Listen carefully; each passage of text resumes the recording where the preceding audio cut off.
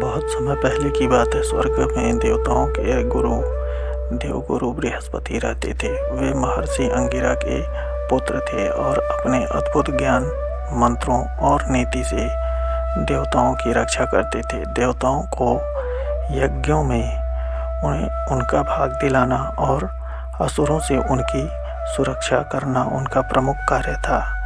एक समय देवराज इंद्र किसी कारणवश स्वर्ग छोड़कर अदृश्य हो गए।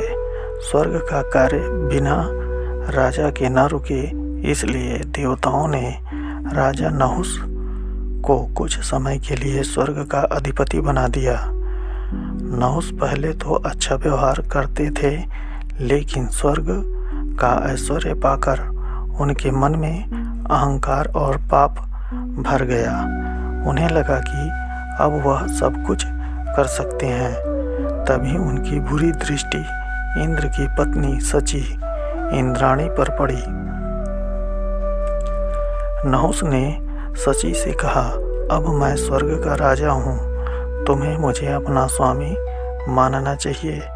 शची बहुत घबरा गईं। वे पतिव्रता थीं और इंद्र के प्रति निष्ठावान थीं। वे तुरंत देवगुरु बृहस्पति के पास पहुंची और सारी बात बता दी। देवगुरु बृहस्पति मुस्कुराए और बोले, डरो मत शची, बुद्धि और धैर्य से हर संकट टल सकता है। तुम नहुस से कहना कि यदि वह सप्त ऋषियों द्वारा उठाई गई पालकी में बैठकर तुम्हारे पास आए, तभी तुम उसे स्वीकार करोगी। शची ने वैसा ही किया। नहुस अपने अहंकार में इतना डूब चुका था कि उसे यह शर्त कठिन नहीं लगी।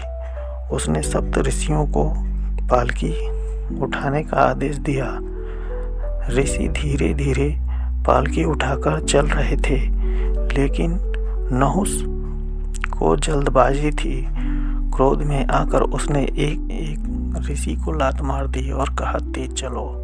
यह देखकर महर्षि अगस्त्य बहुत क्रोधित हो गए।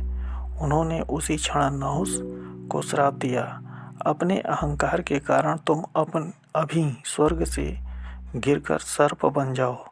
श्राप पड़ते ही नहुस स्वर्ग से गिर पड़ा। शची का पतिव्रत धर्म सुरक्षित रहा और देवताओं पर छाया संकट टल गया। कुछ समय बाद इंद्र पुनः स्वर्ग लौट आए। कथा सिखाती है कि अहंकार का अंत निश्चित है।